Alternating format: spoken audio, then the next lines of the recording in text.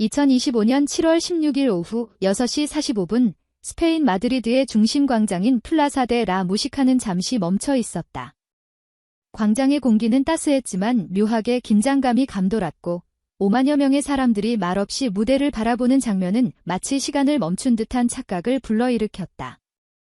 그 누구도 휴대폰을 꺼내지 않았고 셀카봉도, 함성도, 휘황찬란한 LED 조명도 없었다. 단지 한 사람의 등장이 기다려지고 있었고 그 순간이 오기 전까지 아무도 입을 열지 않았다. 그렇게 시작된 전유진의 무대는 단지 노래 한 곡의 시작이 아니라 한 문화가 다른 문화의 심장으로 진입하는 서사의 출발점이었다. 검은색 그랜드 피아노와 하얀색 조명이 어우러진 무대 위로 한복 드레스를 입은 한 소녀가 천천히 걸어 나왔다. 익숙한 얼굴이었다. 대한민국에서 트로트 음악을 새로운 세대에 전파하고 있는 상징적인 존재.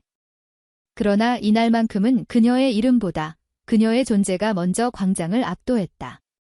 관객들은 숨을 들이마신 채 그녀의 첫 마디를 기다렸고 그 순간 그녀는 마이크를 쥔 손을 천천히 들어 올렸다. 그리고 낮고 단단한 목소리로 첫 소절을 읊조렸다. 그대도 꽃이었어요.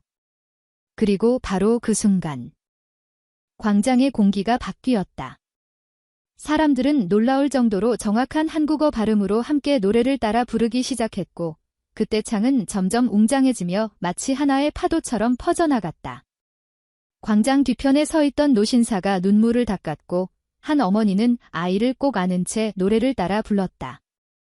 그 누구도 이날이 이렇게 될 줄은 몰랐다. 무대 위에 한국인 소녀가 유럽 대륙 중심에서 언어의 장벽 없이 수만 명의 마음을 울릴 것이라는 걸 그 누구도 상상하지 못했다. 이날 전유진이 남긴 단 한마디. 오늘 저는 여러분의 딸이 되고 싶어요. 그 말은 단순한 팬 서비스가 아니었다. 그것은 광장을 가득 메운 감정에 대한 답변이었고 동시에 수많은 세대와 국경을 넘어선 공감의 선언이었다. 그리고 그 선언은 트로트라는 장르가 단지 추억의 음악이 아니라 오늘도 세계와 대화할 수 있는 언어라는 것을 증명해냈다.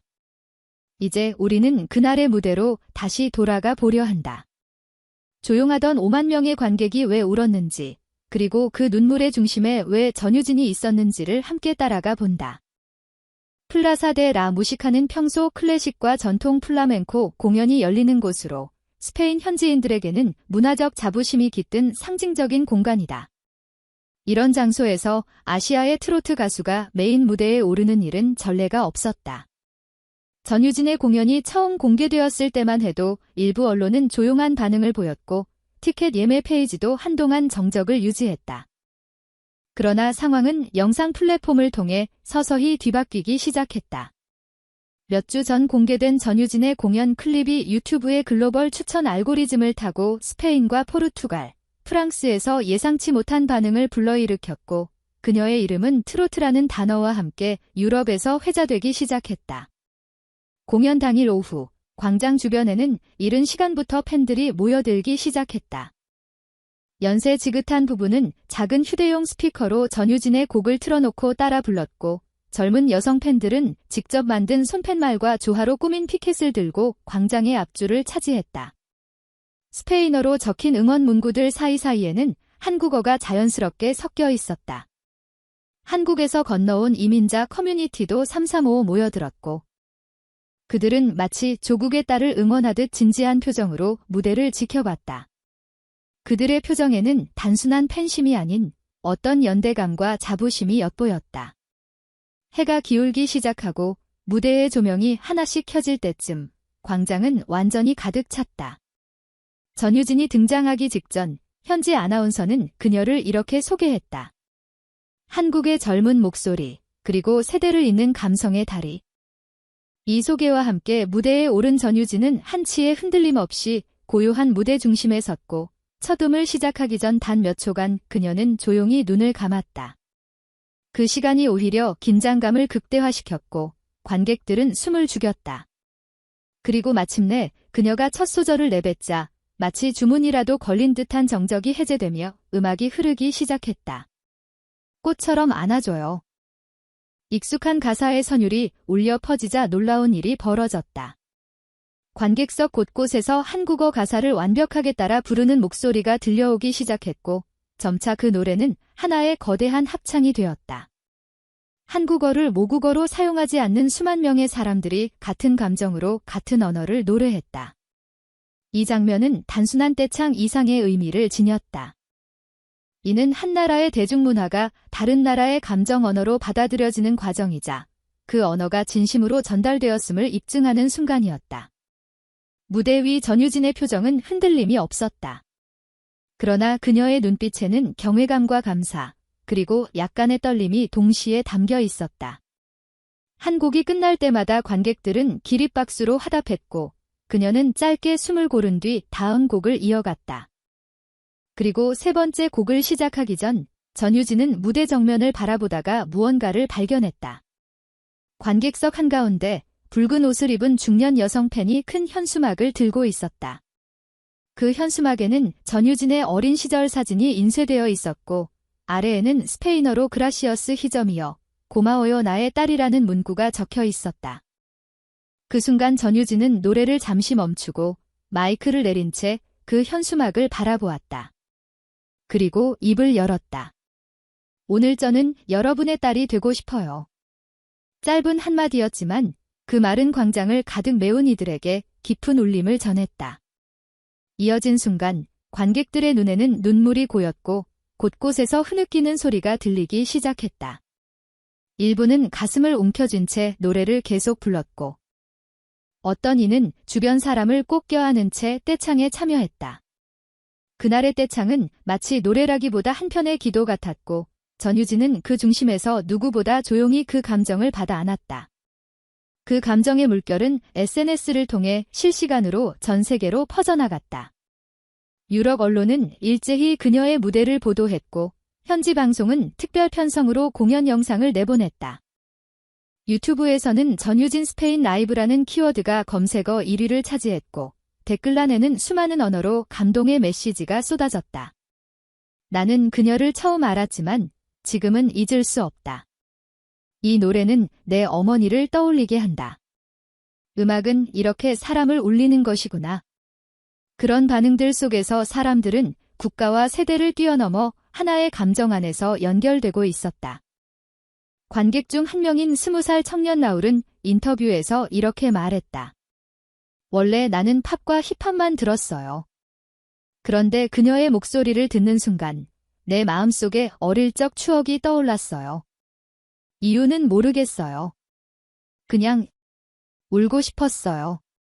또 다른 관객인 엘레나 씨는 70대의 할머니였고 딸과 함께 공연을 보러 왔다. 그녀는 무대가 끝난 후 이렇게 말했다. 전유진이라는 가수는 내게 노래를 들려준 게 아니라 내 마음속 가장 깊은 곳을 꺼내서 어루만져줬어요. 나도 몰랐던 감정을 꺼내게 만든 사람, 그게 그녀예요.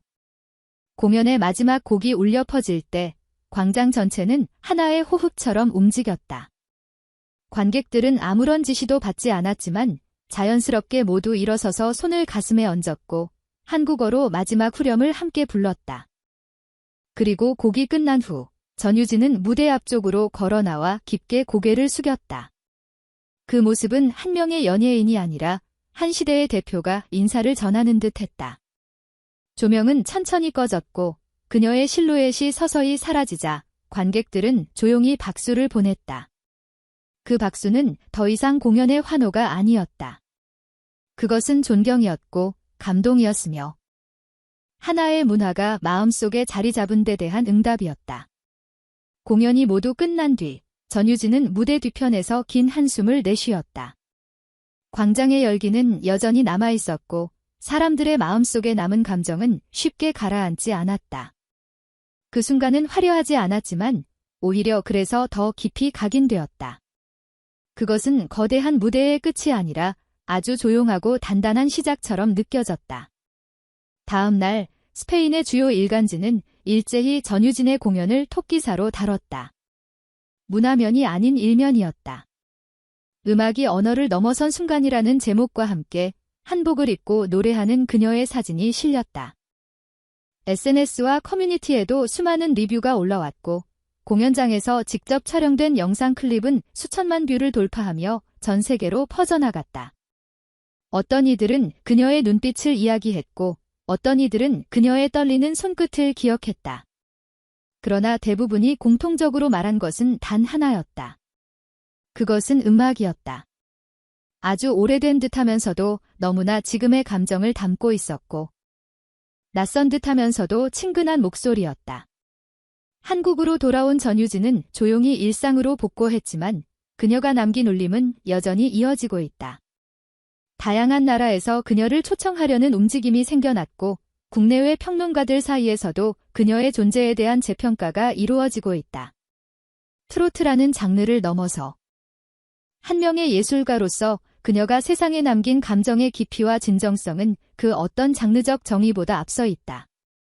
사람들은 이제 전유진을 더 이상 신인이나 아이돌로 부르지 않는다. 그녀는 단단한 예술가이며 동시에 시대의 감성을 대변하는 목소리다. 어쩌면 이날 스페인 광장에서 울려 퍼졌던 한국어 떼창은 단순한 이벤트가 아니었는지도 모른다.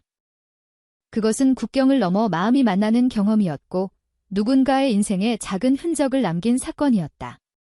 관객들의 눈물은 단순한 감동에서 비롯된 것이 아니라 이해받았다는 실감에서 비롯된 것이었고 그 모든 중심에 전유진이 있었다. 그날 광장을 가득 메운 5만 명의 목소리는 정말 노래였을까? 아니면 잠시나마 서로를 알아본 사람들의 대화였을까? 그리고 그 소녀의 한마디. 오늘 저는 여러분의 딸이 되고 싶어요. 그 말은 아마도 음악이 줄 수 있는 가장 따뜻한 선언이었는지도 모른다. 트로트 365 뉴스 기자였습니다. 이 이야기가 마음에 닿았다면 다음 이야기에서 다시 뵙겠습니다.